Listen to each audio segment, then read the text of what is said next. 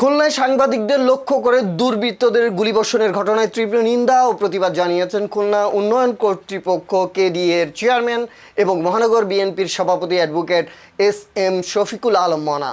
বুধবার 15 জুলাই খুলনা প্রেস ক্লাবের সামনে আয়োজিত প্রতিবাদ সমাবেশ ও মানববন্ধনে প্রধান অতিথির বক্তব্যে তিনি বলেন, জনগুরুত্বপূর্ণ এলাকায় সাংবাদিকদের উপর হামলা সংবাদপত্রের স্বাধীনতা ও নিরাপত্তার জন্য বড় হুমকি।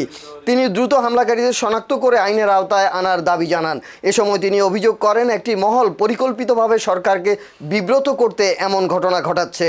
সমাবেশে সভাপতিত্ব করেন রাশেদুল ইসলাম, আব্দুর রাজ্জাক রানা ও আশরাফুল ইসলাম নূরের সঞ্চালনায়। এতে আরও বক্তব্য রাখেন বিসিবি পরিচালক ও মহানগর বিএনপির সাধারণ সম্পাদক শফিকুল আলম তুহিন, বিএফইউজের সহকারী মহাসচিব এতাসমুল হক শাওন, খুলনাঞ্চল সম্পাদক মিজানুর রহমান মিল্টন, মোহাম্মদ নুরুজ্জামান, এরশাদ আলী, কেএম জিয়াউস সাদাত, রাফিউল ইসলাম টুটুল, কৌশিক দে, আবুল হাসান হিমালয়, এম.এ.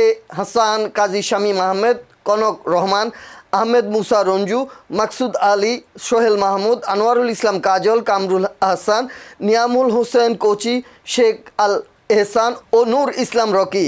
বক্তারা বলেন, প্রকাশ্যে সাংবাদিকদের উপর গুলিবর্ষণের ঘটনা অত্যন্ত উদ্বেগজনক। তারা দ্রুত দোষীদের গ্রেফতার এবং সাংবাদিকদের নিরাপত্তা নিশ্চিতের দাবি জানান।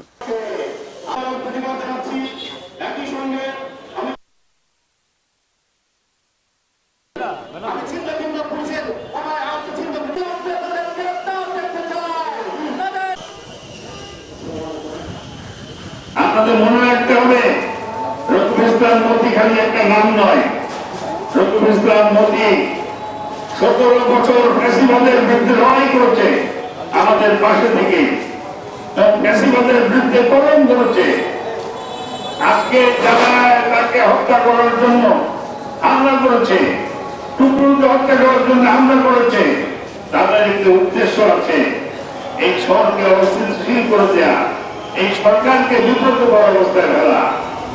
আমরা সেই কারণে পুলিশ প্রশাসনকে বলতে চাই, সিসিটিভি ফুটেজ দেখে অবিলম্বে, আপনাদের 24 ঘন্টা পার হয়ে গেছে, আপনারা অবিলম্বে এদেরকে গ্রেফতার করুন, আইনের আওতায় সমর্থ করুন।